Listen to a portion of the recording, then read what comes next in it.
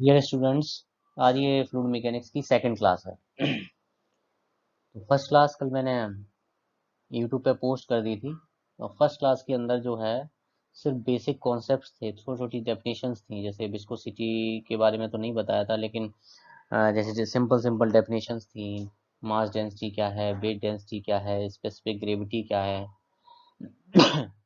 इस तरह की बेसिक डेफिनेशन थी। वेपर प्रेशर क्या है, बॉइलिंग पॉइंट क्या है, फिनोमेना ऑफ कैविटेशन क्या है, बल्क मॉडल्स के बारे में बताया था।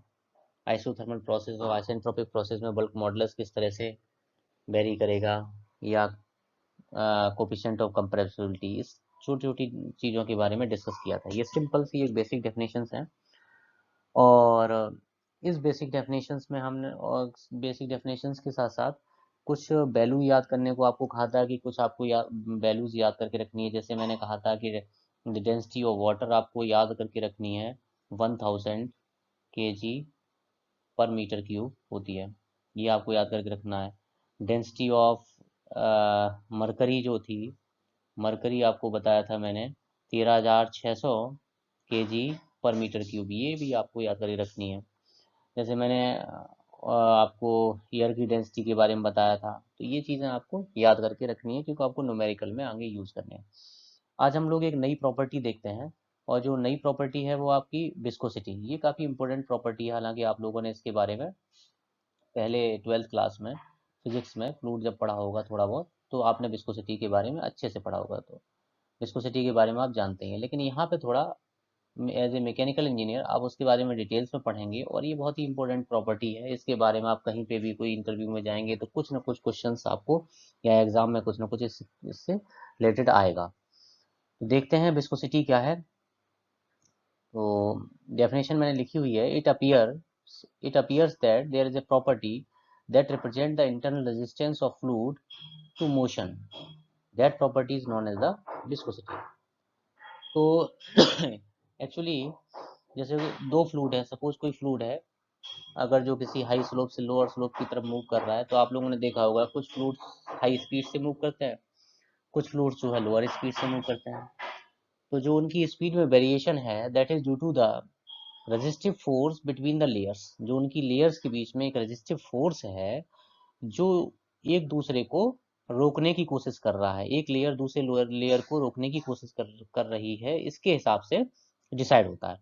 अगर किसी फ्लूइड के बीच में रेजिस्टिव फोर्स कम है तो वो इजी तरीके से फ्लो करेगा। फॉर एग्जांपल, अगर हम वाटर का एग्जांपल लेते हैं और हनी का एग्जांपल लेते हैं, अगर जो आपने देखा वाटर बड़ी इजी तरीके से फ्लो कर जाता है, हनी जो है बहुत टाइम लगाता है फ्लो करने में। तो उसका कारण क्या है कि उनके बीच में कोई ना कोई ऐसी प्रॉपर्टी है जो डिफरेंशिएट हो रही है, जिसके बेसिस पे हम कह सकते हैं कि ये हाई स्पीड से मूव कर रहा है, ये लो स्पीड से मूव कर रहा है।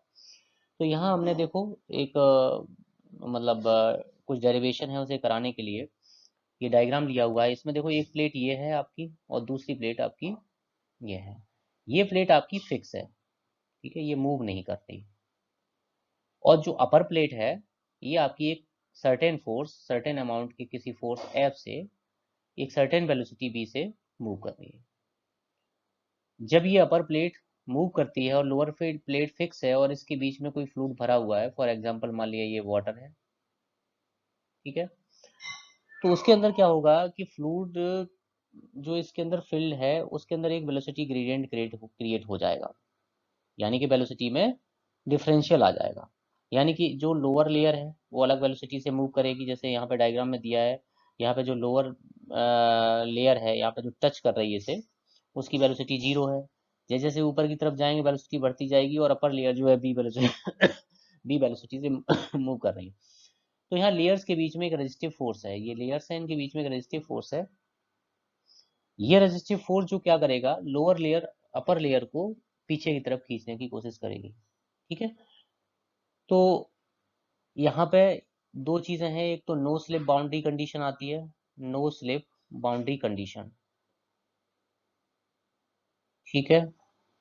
नो स्लिप बाउंड्री कंडीशन का मतलब है कि अगर कोई फ्लूइड किसी बाउंड्री के कांटेक्ट में आता है, कोई फ्लूइड, सपोज करो there is a fluid flow over the surface, इस सरफेस के ऊपर फ्लो कर रहा है, तो ये कोई सॉलिड सरफेस है, ये कोई सॉलिड सरफेस है, यहाँ पे इसके ऊपर फ्लो कर रहा है। तो जो फ्लूइड इसके टच में होगा, ठीक है ना, वो उस प्लेट की वेलोसिटी से ही मूव करेगा। तो अगर प्लेट रुकी हुई है, u is equal to zero है, तो यहाँ पे प्लेट की वेलोसिटी, इस फ्लूइड की वेलोसिटी भी जीरो होगी।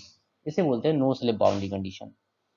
तो नो स्लिप बाउंड्री कंडीशन के हिसाब से जो फ्लूइड है वो वही वेलोसिटी से मूव करेगा जिससे वो प्लेट मूव कर रही होगी। तो आपने देखा नीचे की प्लेट अगर फिक्स है तो नीचे की प्लेट जो है जीरो अगर नीचे की प्लेट फिक्स है तो जो फ्लूइड इसके टच में होगा वो जीरो वेलोसिटी से मूव करेगा, और जो फ्लूइड अपर प्लेट से अटैच है वो भी वेलोसिटी से मूव करेगा।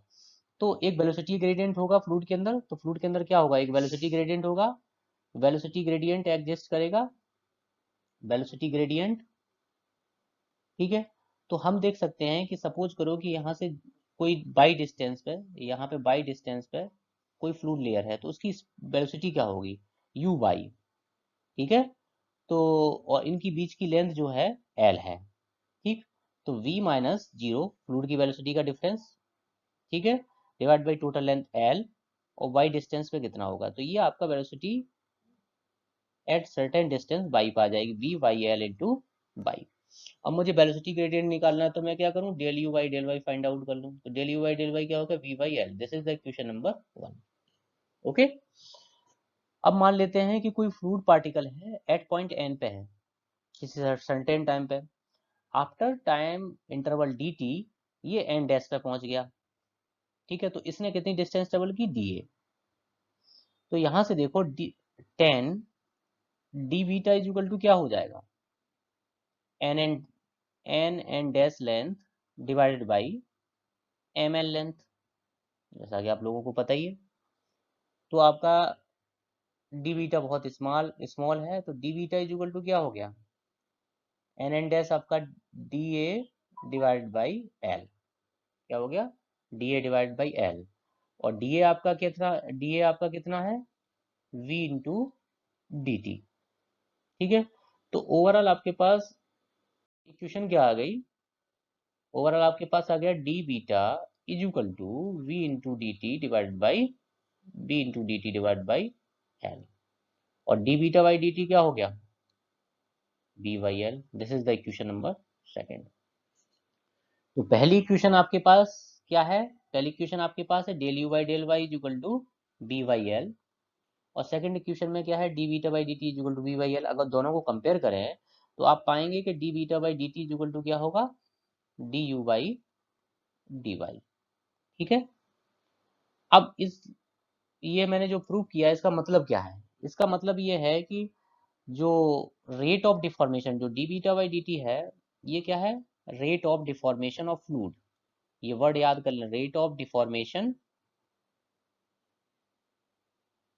Of fluid.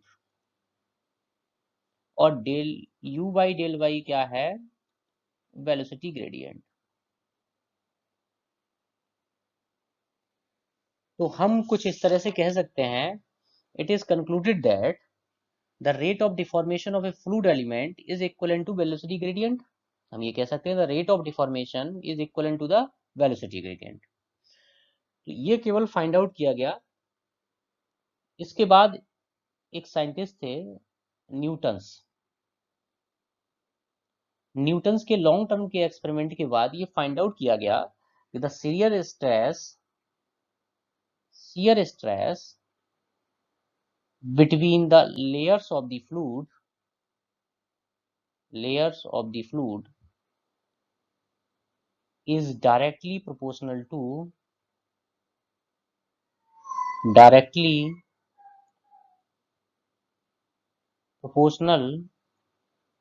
to rate of deformation.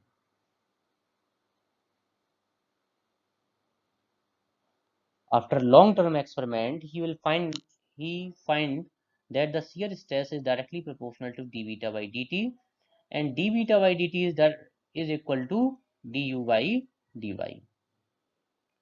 तो इस इक्वेशन को अगर हम आगे देखें तो shear stress is directly proportional to del u by del y आपका आ गया। अगर आप प्रोपोर्शनलिटी साइन यहाँ से हटाते हैं तो कोई कांस्टेंट आएगा, that is the mu del you by del Y, ठीक है। तो जो म्यू है mu is nothing but is the dynamic viscosity, आप याद कर लें, ये जरूर पूछा जाता है एग्जाम में। और इसी को हम विस्कोसिटी बोलते हैं, इसे डायनेमिक विस्कोसिटी बोलते हैं। और इसी से हम रेजिस्टेंस मेजर करते हैं कि if you know the U and the velocity gradient then you can find out the shear stress tau. जब आप शियर स्ट्रेस निकाल लेंगे, जब आपके पास शियर स्ट्रेस आएगी, वो आपको फोर्स निकालना है, कितना रेजिस्टिव फोर्स है, तो फोर्स इनटू सॉरी तो फोर्स इज इक्वल टू क्या आ जाएगा directly, shear stress into area. Force क्या आ जाएगा, shear stress tau into area. और एरिया ए क्या होगा, A is the area of the plate. तो इस पे कई न्यूमेरिकल आते हैं आपके एग्जाम में, वो इसी तरह से आपको न्यूमेरिकल देंगे कि एक प्लेट है जो कि फिक्स है यू इक्वल टू 0, एक प्लेट जो है एक सर्टेन वेलोसिटी b से मूव कर रही है, और वो बता देगा कि आपको लीनियरली मूव कर रही है, तो आपका वेलोसिटी प्रोफाइल आप, आपको पता ही है लीनियर मूवमेंट में वेलोसिटी प्रोफाइल आपका V Y L into Y हो जाएगा। या वो आपको वेलोसिटी बता देगा इस तरह से वेरी कर रहा है, जैसे ए वाई स्क्वायर या A Y square plus B Y plus C type something, और एरिया आपको दे देगा प्लेट का, और पूछेगा फोर्स कितना लगेगा। तो आप न्यूटन्स लॉ से ये निकाल सकते हैं, ठीक है ना। अब एक बहुत ही इंपॉर्टेंट क्वेश्चन एग्जाम में जो पूछे जाते हैं, जो इंटरव्यू में ज़्यादातर पूछे जाते हैं, वो मैं आपको बताता हूँ। कई बार यूपीपीएससी के इंटरव्यू में जब मैंने दिया है तो डायरेक्टली उन्होंने क्वेश्चन पूछा है, unit of the viscosity, unit of viscosity, ये आप याद रख लो। कंफ्यूजन बहुत क्रिएट होता है इसमें, क्योंकि इसकी कई यूनिट्स होती हैं और उसी में कंफ्यूजन क्रिएट हो जाता है। तो सबसे पहले देखते हैं एसआई यूनिट। एसआई यूनिट देखते हैं डायनेमिक विस्कोसिटी की। तो हमारा फॉर्मूला है tau is equal to mu del you by del Y. इसे थोड़ा वैसे डायरेक्ट बता देता है, लेकिन थोड़ा सा यूनिट निकाल लेते हैं। तो म्यू इज इक्वल टू क्या हो गया, tau divide by del you by del Y. ठीक, इस ये क्या है, शियर स्ट्रेस, इसकी यूनिट क्या है, न्यूटन पर मीटर स्क्वायर। ये वेलोसिटी है, इसकी यूनिट है मीटर पर सेकंड। ये डिस्टेंस है डी वाई, इसकी यूनिट है मीटर। तो आपके पास यूनिट आ जाती है Newton second per metre square. आप याद कर लें कि जो डायनेमिक विस्कोसिटी उसकी unit newton second per metre square होती है। ये एकदम रट के रख लें, गलती इसमें बिल्कुल ना हो, और ये पूछा जाता है, ठीक है। अब इसके बाद कभी कभार एग्जाम में थोड़ा वो पूछ लेते हैं कि कुछ अलग यूनिट दे दी, तो आपको वो भी देखना है, ठीक है। तो देखते हैं दूसरी यूनिट इसकी क्या क्या हो सकती है। तो सेकंड यूनिट देखते हैं। तो शियर स्ट्रेस की इसकी यूनिट क्या आई विस्कोसिटी की, Newton second per metre square. इसे थोड़ा और एलेबोरेट करते हैं। न्यूटन की क्या होती है, kilogram metre per second square, metre per second square into second divided by metre square. तो अब आगे इसे और आप देखेंगे तो ये हो गया, मीटर से मीटर यहाँ, यहाँ से ये कैंसिल आउट हुआ, सेकंड से यहाँ सेकंड गया, तो किलोग्राम मीटर इंटू सेकंड, एक यूनिट इसकी ये हो गई। तो कभी एग्जाम में ऐसे दिए हो Newton second per metre square और केजी पर मीटर इंटू सेकंड, तो आपको कंफ्यूजन नहीं लेना है, ठीक है ना। इस इसके बाद हम लोग एक इसकी यूनिट और देखते हैं, इसकी सीजीएस यूनिट, इसकी देखते हैं सीजीएस यूनिट, ठीक। तो सीजीएस यूनिट में क्या है, तो इसकी आप याद कर लें, जो सीजीएस यूनिट होती है वो होती है पॉइस। ये आपसे जरूर पूछी जाएगी एग्जाम में, पॉइस, POISE, पॉइस। और याद कर लें, 1 poise is equal to 0.1 newton second second per metre square. थोड़ा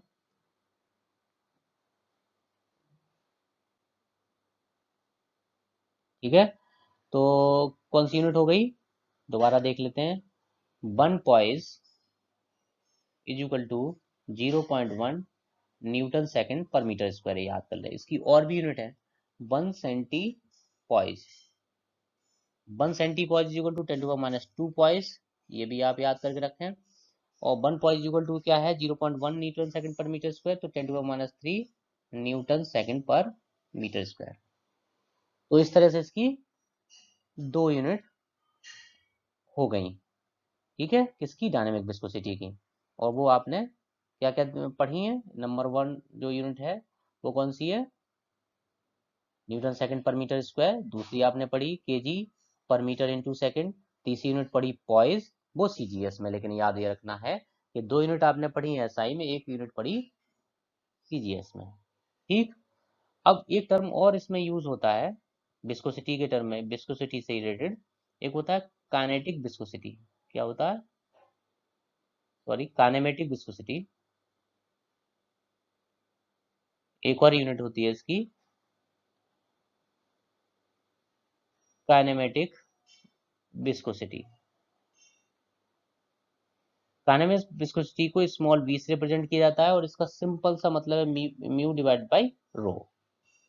ठीक है। और तो फ्लूइड मैकेनिज्म ऐसा क्यों डिफाइन करना पड़ा, एक डायनामिक विस्कोसिटी है, एक फिर काइनेमेटिक विस्कोसिटी क्यों रखनी पड़ी? क्योंकि जब आप फ्लूइड मैकेनिज्म में आगे पढ़ेंगे तो आपको कई जगह इस तरह से रेनॉल्ड नंबर मिलेगा, तो उसका मतलब rho by d by mu, तो इसे b d b by mu by rho रख सकते हैं। तो कई जगह ये टर्म म्यू बाई रो आपको मिलेगा, तो इसे सिंपल करने के लिए रिप्लेस डायरेक्टली कर दिया स्मॉल बी से, तो इसलिए इसे डिफाइन किया गया दूसरी विस्कोसिटी को, और उसे बताया गया काइनेमेटिक विस्कोसिटी। तो काइनेमेटिक विस्कोसिटी की यूनिट क्या है आप लोग देखें, इसकी यूनिट भी कई बार एग्जाम में पूछी गई है। तो देखें v इज इक्वल टू क्या है, म्यू बाई रो। इसकी यूनिट क्या है, सॉरी, इसकी यूनिट क्या आपने दूसरी वाली पढ़ी थी, केजी पर मीटर इंटू सेकेंड, और रो की क्या है, किलोग्राम पर मीटर क्यूब। तो v की क्या आ जाएगी, मीटर स्क्वायर पर सेकेंड, याद कर लें। तो आपकी इसकी 2 यूनिट हो गई, इसकी भी 2 रखेंगे, एक तो एसआई यूनिट हो गई metre square per second, CGS हो गई इसकी, ध्यान रख लें इस वर्ड को भी, 1 stokes, 1 stokes is equal to 1 centimetre square per second is equal to 10⁻⁴ metre square per second. ठीक है। तो कुल मिला के विस्कोसिटी में अभी तक मैंने बताया, एक तो न्यूटन्स लॉ बताया, न्यूटन्स लॉ का सीधा फॉर्मूला है tau is equal to, simple मैंने बताया tau is equal to mu del you by del Y. ठीक है। यहाँ पे जो विस्कोसिटी है that is the dynamic viscosity, उसकी 2 यूनिट है, एक तो SI unit newton second per metre square, और दूसरी सीजीएस यूनिट है 1 poise. 1 poise is equal to क्या है, 0.1 newton second per metre square. ठीक। इसके बाद दूसरी मैंने विस्कोसिटी बताई काइनेमेटिक विस्कोसिटी। काइनेमेटिक विस्कोसिटी क्या है, v equal to mu divide by rho, और उसकी 2 यूनिट बता दी। एक यूनिट हो गई एसआई में मीटर स्क्वायर पर सेकंड, दूसरी यूनिट हो गई stokes, and 1 stokes is equal to 10⁻⁴ metre square per second. तो ये एकदम रटा हुआ होना चाहिए, जिस तरह से मैंने बताया उस तरह से एकदम रटा हुआ होना चाहिए, क्योंकि ये एग्जाम में आपसे बार बार पूछा जाता है। ठीक है ना। और ये एग्जाम आईएएस इसरो सब में पूछा जाता है, और सब में एग्जाम में छोटे छोटे क्वेश्चन इससे विस्कोसिटी से न्यूटन्स लॉ से आपको मिलेंगे ही मिलेंगे डेफिनेटली। और यहाँ यूनिवर्सिटी एग्जाम में भी न्यूटन्स लॉ पे आपको एक क्वेश्चन मिलेगा, जब न्यूमेरिकल आएंगे तो मैं थोड़ा इसे कराऊंगा। ठीक है ना। तो पहले हम देख लेते हैं, आगे सिलेबस थोड़ा बढ़ाते हैं। अब आगे देखते हैं विस्कोसिटी के बारे में कुछ इंपोर्टेंट टर्म्स है जो बहुत ही इंपोर्टेंट है और डायरेक्ट पूछे जाते हैं एग्जाम में, कॉम्पिटिटिव एग्जाम में, वो क्या है देखते हैं। For liquid, for liquids the dynamic and kinematic viscosity both independent of pressure. ध्यान रखें, इन द केस ऑफ लिक्विड, जैसे वाटर है आपका, तो उसके लिए डायनेमिक विस्कोसिटी और काइनेमेटिक विस्कोसिटी पे प्रेशर से कोई फर्क नहीं पड़ता। ऐसा नहीं है कि अगर वाटर के ऊपर प्रेशर आप अप्लाई कर दोगे तो उसकी विस्कोसिटी चेंज हो जाएगी, ऐसा नहीं होगा। प्रेशर का डायनेमिक और काइनेमेटिक विस्कोसिटी पे कोई फर्क नहीं पड़ता। But for the gases the dynamic viscosity is not much more change by pressure, but kinematic viscosity change by pressure. ठीक है। लेकिन गैसेस के केसेस में ये ट्रू नहीं है। गैसेस के केसेस में जो काइनेमेटिक विस्कोसिटी मैंने बताई म्यू डिवाइड बाई रो, ये चेंज हो जाती है क्योंकि इसकी डेंसिटी चेंज हो जाती है।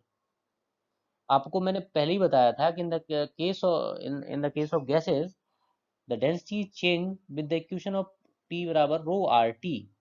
तो rho is equal to P by R T मैंने बताया था।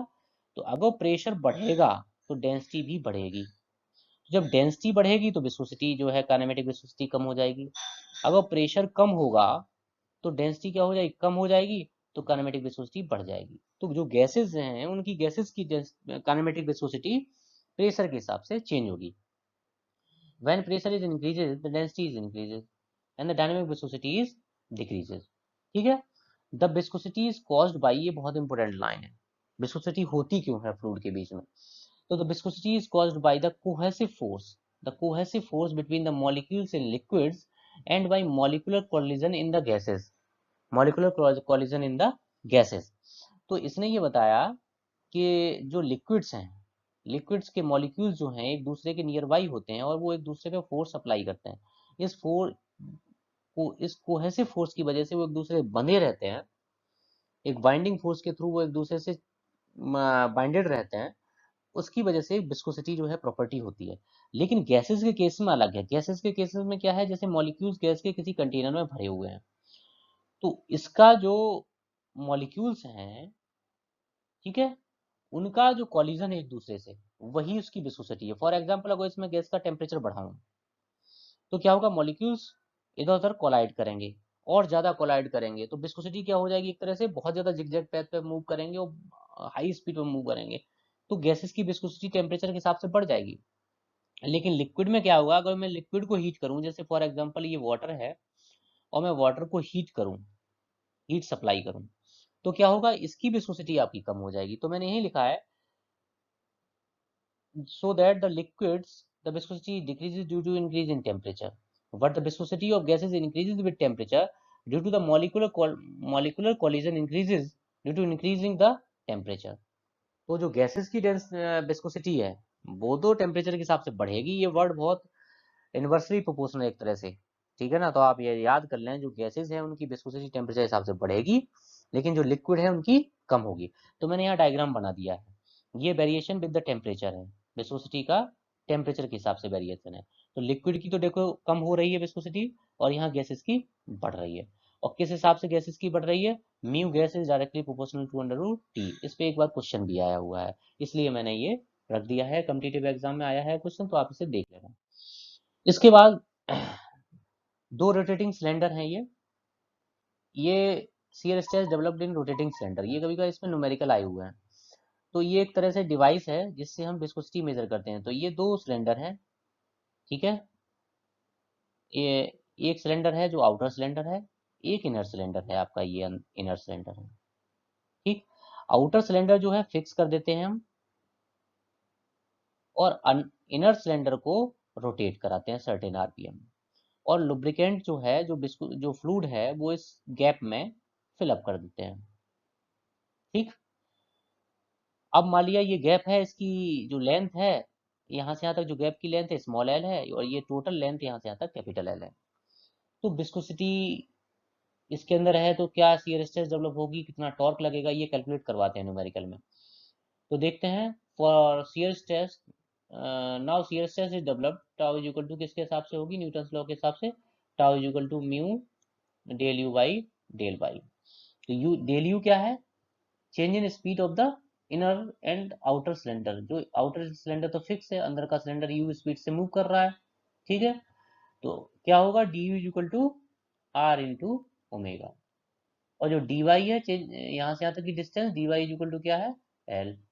तो डेल वाई क्या हो गया, r into omega by l. तो वही यहाँ पे रखा है, shear stress mu mu tau is equal to mu into r omega by l. तो फोर्स कितना हो जाएगा, टाउ इंटू एरिया। एरिया कौन सा, जो इस सिलेंडर से फ्लूइड टच में है, तो peripheral area 2 pi r into total length, ये वाली लेंथ, टोटल लेंथ ये वाली नहीं। तो आपका फोर्स आ गया इतना, टॉर्क कितना होगा, एफ इंटू आर। तो अगर जो एफ इंटू आर कर दोगे तो ये फाइनल फार्मूला टॉर्क का बन गया। ओमेगा इज इक्वल टू क्या होगा, 2 पाई n/60, एन किस में दिया है, रिवॉल्यूशन पर मिनट में। तो सिंपल है, आप इस फॉर्मूले को ड्राइव भी कर सकते हैं, ठीक है ना।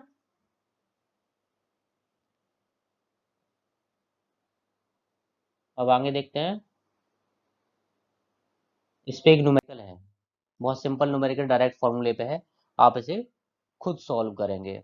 The viscosity of the fluid is to be measure by viscometer. इस डिवाइस को क्या बोलते हैं, viscometer. Constructed of two 40 centimetre long cylinder, length आपको दे दी 40 centimetre. The outer diameter of the inner cylinder is, outer diameter of the inner cylinder, तो small R is equal to 6 centimetre, and the gap between the two cylinder, small L is equal to 0.15 centimetre. The inner cylinder is rotated at 300 RPM, 300 RPM से move कर रहा है, ठीक। And torque is measure to be, torque आपको दे दिया 18 newton metre. Determine the viscosity of the fluid, तो मैंने अभी डेरिवेशन जो बताया था उसमें डायरेक्ट फॉर्मूला था mu into 4 pi square something जो लिखा था, उस फॉर्मूले में आप वैल्यू रखेंगे टॉर्क की, और बाकी सारी रेडियस, लेंथ, इन सब चीज़ों की वैल्यू रखेंगे तो आप विस्कोसिटी म्यू निकालेंगे। ये आप खुद सॉल्व करके मुझे आंसर बताएंगे, जो मैं यूट्यूब पे पोस्ट करूंगा उसमें आप आंसर बताएंगे। ठीक। इसके बाद देखते हैं टाइप्स ऑफ द फ्लूइड। ये बहुत इंपॉर्टेंट है, ये हर कॉम्पिटिटिव एग्जाम में पूछा जाता है। So basically the fluid are classified into two types. Number one is the Newtonian fluid, second is the non-Newtonian fluid. ठीक है, सिंपल है। न्यूटोनियम फ्लूइड क्या है? The fluid which follow the Newton's law of the viscosity. तो Newtonian fluid क्या हुआ? The fluid which follow the Newton's law of the viscosity, tau is equal to mu del you by del y. तो ये देखो, अगर मैं graph draw करूं C S S tau और del you by del y में, तो ये इक्वेशन कैसी है? Y is equal to m x time. M यहाँ पे क्या है आपका? म्यू। ये क्या है? स्लोप। तो आप देख रहे हैं ये ऑरिजिन से पास होने वाली स्ट्रेट लाइन है, तो इस स्ट्रेट लाइन का स्लोप हर जगह कांस्टेंट रहेगा। ठीक। तो न्यूटोनियम फ्लूइड का मतलब ये है कि चाहे मैं कितनी भी वेलोसिटी ग्रेडियंट डेवलप कर लूं, चाहे फ्लूइड की लेयर्स के बीच में कितना भी स्पीड, कितना भी ग्रेडियंट डेवलप कर दूं, कितना भी उसके अंदर रोटेशन क्रिएट कर दूं जिससे कि लेयर्स में ज्यादा से ज्यादा एक वेलोसिटी ग्रेडियंट डेवलप हो जाए, ठीक है ना, लेकिन उसकी विस्कोसिटी पे कोई फर्क नहीं पड़ेगा, उसकी विस्कोसिटी हमेशा कांस्टेंट रहेगी। तो ऐसे फ्लूइड कौन से हैं? ऐसे फ्लूइड कौन कौन से हैं? एक तो आपको वाटर है, दूसरा एयर है, और तीसरा क्या है आपका? गैसोलीन, जो आपकी पेट्रोल है। ठीक है ना। तो ये आप एग्जांपल याद रखेंगे। तो पहला मैंने बताया Newtonian fluid, according to the Newton's law, so Newtonian fluid is fluid, the viscosity of the fluid is independent of the rate of shear strength. ये आपको याद रखना है, ठीक है। तो आप लोगों ने देखा होगा वाटर, जैसे मान ली मैंने कहीं फिल कर लिया, या वर्ल्ड पूल में देख लो, यहाँ वाटर भर दिया और यहाँ मैंने कोई प्रोपेलर लगा दिया, चाहे मैं इस प्रोपेलर को कितनी भी स्पीड से रोटेट कराऊं, विस्कोसिटी इसकी कभी चेंज नहीं होगी, it will always remain constant, ठीक है ना। लेकिन अदर फ्लूइड के साथ ऐसा नहीं है। अगर मैं इसमें पेंट भर दूं, अगर जिसमें वाटर और सैंड का मिक्सचर भर दूं और फिर इसे रोटेट कराऊं, तो उनकी कभी वो स्टिकी हो जाएंगे, कभी वो थिनी हो जाएंगे, इस तरह से उनकी विस्कोसिटी चेंज होगी। तो न्यूटोनियम फ्लूइड कौन से फ्लूइड है? The fluid which follow the Newton's law of the viscosity is known as the, पहली चीज आप देख लो, न्यूटन्स फ्लूइड, और दूसरा उसका क्या है? विस्कोसिटी कांस्टेंट रहेगा with respect to velocity gradient. इसके बाद नॉन न्यूटोनियम फ्लूइड, ठीक है। तो नॉन न्यूटोनियम फ्लूइड क्या, कौन से फ्लूइड हुए? जो Newton's law of the viscosity को फॉलो नहीं करते। सिंपल। अगर मैं लिख दूं tau is equal to mu del you by del Y power का होल स्क्वायर, तो ये नॉन न्यूटोनियम फ्लूइड हो गया। सिंपल। तो देखो, in non Newtonian fluid shear stress over the fluid is not directly proportional to the velocity gradient, so the viscosity of the fluid is dependent upon the shear stress rate. किस पे depend करेगा? Shear stress rate पे। This viscosity of fluid is called the apparent viscosity of the fluid, ठीक है। तो उस viscosity को क्या बोलोगे आप? अपरेंट विस्कोसिटी बोलोगे। तो जैसे फॉर एग्जांपल कोई नॉन लीनियर इक्वेशन है, टाउ इज इक्वल टू, जैसे m लिख दिया मैंने, del u y del Y power n। तो अगर मैं कोई ग्राफ ड्रॉ करता हूँ सी एस एस टाव और del you by del y के बीच में, तो इसका स्लोप क्या होगा? तो यहाँ से tau divide by del you by del Y अगर मैं निकालूं, तो ये हो गया m del you by del Y power n-1। इस टर्म को हम बोलते हैं अपरेंट विस्कोसिटी। क्या बोलते हैं? Apparent viscosity. मैंने यहाँ पे दिखाया है आपको। तो अपरेंट विस्कोसिटी ये हो गई, इसका मतलब ये हुआ कि अपरेंट विस्कोसिटी वेलोसिटी ग्रेडियंट पे डिपेंड कर रही है। फॉर एग्जाम्पल अभी मैंने इक्वेशन बताई tau is equal to mu del you by del y है, का होल स्क्वायर है। तो यहाँ पे जो अपरेंट विस्कोसिटी हो गई, अपरेंट विस्कोसिटी, वो क्या हो गई? Del you by del y. यानी कि जो अपरेंट विस्कोसिटी है वो वेलोसिटी ग्रेडियंट पे डिपेंड कर रही है। यानी कि अगर मैं किसी फ्लूइड के अंदर रोटेशन क्रिएट करूं, अगर मैंने फ्लूइड किसी में कंटेनर में फिल कर लिया और उसके अंदर प्रोपेलर रोटेट करा दिया, तो उसकी विस्कोसिटी या तो घटेगी या बढ़ेगी। ये हम देखेंगे फ्लूइड है किस टाइप का, ठीक है ना। तो पहले चीज हम ये समझ लें नॉन न्यूटोनियम फ्लूइड है क्या। नॉन न्यूटोनियम फ्लूइड वो फ्लूइड हैं जो न्यूटन्स लॉ ऑफ विस्कोसिटी को पालन नहीं करते, जो उसे फॉलो नहीं करते, ठीक है। आगे देखते हैं। अब ये एग्जाम में आपसे पूछा जाता है ये डायग्राम, ठीक। तो यहाँ मैंने पांच तरह के फ्लूइड आपको बताए हैं। Number one Bingham fluid, second pseudoplastic fluid, third Newtonian fluid आपने पढ़ ही चुके हैं, और डायलेंटेड फ्लूइड, और एक आइडियल फ्लूइड है। एक एक करके देख लेते हैं सब। सबसे पहले आइडियल फ्लूइड क्या है? तो सिंपल, जैसा उसका नाम है ideal fluid, the imaginary fluid which has the zero viscosity is called the ideal fluid और इनविसिड फ्लूइड। ये वर्ड आप याद कर लें, इनविसिड। इनविसिड का मतलब है आइडियल फ्लूइड एक ऐसा फ्लूइड जिसकी विस्कोसिटी जीरो है। अगर कोई ऐसा फ्लूइड जिसकी विस्कोसिटी जीरो है तो उसकी शियर स्ट्रेस क्या होगी? जीरो होगी। अगर उसकी शियर स्ट्रेस जीरो है तो यानी कि अगर ऐसा फ्लूइड आपने फिल कर लिया तो चाहे आप कुछ भी उसके अंदर प्रोपेलर लगा दें, कुछ भी लगा दें, उसके अंदर कोई लेयर्स के बीच में शियर स्ट्रेस नहीं लगेगी। तो ऐसे फ्लूइड इस वर्टिकल लाइन को रिप्रेजेंट करते हैं। अब नीचे क्या लिखा है? The all fluid has always some viscosity, so these fluid are called the real fluid and their motion is called the viscous flow. लेकिन उन्होंने ये बताया कि ऐसा कोई फ्लूइड नहीं है जिसके अंदर विस्कोसिटी ना हो। तो आइडियल फ्लूइड एक परिकल्पना है कि आइडियल फ्लूइड भी कोई हो सकता है। सेकेंड फ्लूइड जो है आपका बिंगम फ्लूइड। बिंगम फ्लूइड क्या है? कि there are some substance which require a yield stress for the deformation rate to be established. Hence, their line is not passed to the origin. Hence, violating the basic definition of the fluid, but after the application of certain stress, they behave like a Newtonian fluid. For example, toothpaste. तो Bingham fluid कौन से fluid हैं? जैसे toothpaste है, आप लोगों ने देखा होगा टूथपेस्ट को जब आप दबा देते हैं, थोड़ी देर के लिए आपने शियर स्ट्रेस अप्लाई किया, उसके कुछ समय बाद वो एज ए फ्लूइड बिहेव करने लगता है। इसलिए टूथपेस्ट में जो आपका टूथपेस्ट भरा हुआ है, जो पेस्ट भरा हुआ है, वो भी एक तरह का फ्लूइड है। वो कैसा फ्लूइड है? जिसे कुछ शियर स्ट्रेस रिक्वायर्ड होती है। जैसे ये जो डिस्टेंस दी गई है, कुछ शियर स्ट्रेस इनिशियल चाहिए, after that it behave like as a Newtonian fluid.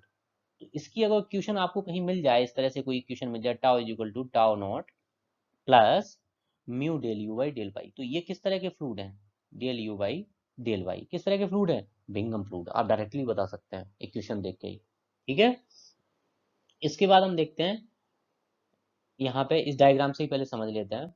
ये देखो डायलेंटेड फ्लूइड है। डायलेंटेड फ्लूइड ऐसे फ्लूइड हैं, आप लोग देख रहे हैं, जैसे भाई इस लाइन पे आप अगर इस तरह से स्लोप फाइंड आउट करें, जैसे इस पॉइंट पर स्लोप, तो आप देख रहे हैं स्लोप आपका बढ़ता चला जा रहा है, यानी n इज ग्रेटर देन 1। ठीक, यानी कि स्लोप बढ़ रहा है, यानी कि अगर मैं किसी फ्लूइड के अंदर वेलोसिटी ग्रेडियंट डेवलप कर रहा हूँ, स्लोप बढ़ने का मतलब है उसके अंदर शियर स्ट्रेस बढ़ रही है और उसकी अपरेंट विस्कोसिटी बढ़ रही है। ठीक है ना? तो ऐसे फ्लूइड कौन से हैं? जैसे आपने देखा सैंड और वाटर का मिक्सचर है, अगर आप उसे थोड़ी देर के लिए उसके अंदर प्रोपेलर चलाते रहे या हाथ अंदर रख लें और उसे घुमाते रहें तो थोड़ी देर बाद वो गाढ़ा हो जाता है। ऐसे फ्लूइड डायलेंटेड फ्लूइड कहे जाते हैं। प्लास्टिक फ्लूइड, जैसे ऐसे फ्लूइड देखो इसका स्लोप आपका कम होता चला जा रहा है इस तरह से लाइन का। ठीक है ना? तो ऐसे फ्लूइड जिसके अंदर वेलोसिटी ग्रेडियंट हम डेवलप करें और वो थिनिंग हो जाए, जैसे पेंट है, आप लोगों ने देखा होगा कभी भी डोर वगैरह के ऊपर पेंट करते हैं, तो पेंट करने से पहले पहले हम क्या करते हैं, जो हम जिस डब्बे के अंदर पेंट लाएंगे उसे थोड़ी देर के लिए ब्रश से हिलाते रहेंगे, हिलाने के बाद वो क्या होगा, थिनिंग हो जाएगा, जिससे वो फ्लो करने लगे, तब हम उसके गेट के ऊपर पेंट जो है करते हैं। तो ऐसे फ्लूइड प्लास्टिक फ्लूइड कहे जाते हैं। देख लेते हैं डेफिनेशन आगे दी और डायलेंटेड fluid. These fluid is always known as the shear thickening fluid, whose apparent viscosity is increasing as the shear stress is applied. So the apparent viscosity m is equal to दिया है, मैंने पहले ही बता दिया था, so that when the velocity gradient between the fluid layer is developed, the viscosity is increased. For example, sand water mixture, मैंने आपको बताया अभी डायलेंटेड फ्लूइड में। इसके बाद pseudo-plastic fluid, these fluid are the shear thinning fluid, so apparent viscosity is reduced, so the slope of the curve is reduced as velocity gradient is increased. ऐसे fluid कौन से? these fluids are, एग्जाम्पल याद रखें, paints, polymers, blood, milk. आप लोगों ने देखा होगा मिल्क के केस में भी ऐसे इसी तरह से करते हैं। तो ये चार फ्लूइड हैं, आप इन्हें अच्छे से याद कर लें। ठीक है ना? और ये सेकंड क्लास बस इतने टाइम के लिए ये चीज़ आप एकदम रट के रख लें। ये चार तरह के फ्लूइड हैं और इनमें बहुत ही सिंपल है। आप एग्जाम्पल, जैसे आपका मैंने बताया बिंगम फ्लूइड एग्जाम्पल है टूथपेस्ट। दूसरा मैंने बताया डायलेंटेड फ्लूइड। ठीक है, एग्जाम्पल क्या दिया? Sand water mixture. जैसे आप वेलोसिटी ग्रेडियंट करोगे तो ये थिकिंग फ्लूइड हैं। गाढ़े हो जाएंगे। और फिर प्लास्टिक है, इसमें पेंट है आपका, ठीक है, और आपका पॉलीमर है, आपका ब्लड है, मिल्क है। कोई आपसे पूछे ब्लड आपका जो है न्यूटोनियम फ्लूइड है नॉन न्यूटोनियम, तो आप डायरेक्टली बता दें नॉन न्यूटोनियम फ्लूइड है, ठीक है ना। इसके बाद हमने पढ़ाया न्यूटोनियम फ्लूइड। तो न्यूटोनियम फ्लूइड आप याद कर लें कौन कौन से हैं न्यूटोनियन फ्लूइड। ऐसे फ्लूइड जो न्यूटन्स लॉ ऑफ विस्कोसिटी को फॉलो करेंगे, जैसे आपका वाटर है, जैसे आपकी एयर है, गैसोलीन है। ये सिंपल सिंपल चीज़ें हैं, इन्हें आप एकदम रट के रख लें, और ये एग्जाम में आपसे पूछे ही जाएंगे, ठीक है ना। तो ये क्लास हम इतने ही टाइम के लिए रखते हैं, और धीरे धीरे आप लोग अपने नोट्स प्रॉपर तरीके से बनाते जाएं और पढ़ते रहें, तो आगे क्लास बहुत इंटरेस्टिंग और अच्छी हो जाएगी, क्योंकि आगे न्यूमेरिकल्स हैं, न्यूमेरिकल्स सॉल्व कराएंगे, और कुछ गेट वगैरह के, आईएएस के, इसरो के, इन सब के भी क्वेश्चंस कराएंगे, ठीक है ना, जो भी लास्ट ईयर के एग्जाम में आते हैं उन क्वेश्चनों को हम इसमें रखेंगे। थोड़ा अभी बेसिक्स चल रहा है, इसलिए हमने आईएएस और गेट के अभी न्यूमेरिकल नहीं रखे। एक बार थोड़ा सिलेबस आगे बढ़ जाएगा, जैसे सरफेस टेंशन भी हो जाएगी, कैपिलरी एक्शन भी हो जाएगा, कैपिलरिटी भी फिनोमिना हो जाएगा, ये सारी चीज़ें कवर हो जाएंगे, फिर आप देखेंगे कि काफ़ी न्यूमेरिकल्स इंटरेस्टिंग होने वाले हैं। लेकिन आप पढ़ते रहें ध्यान से, ठीक है। Thank you.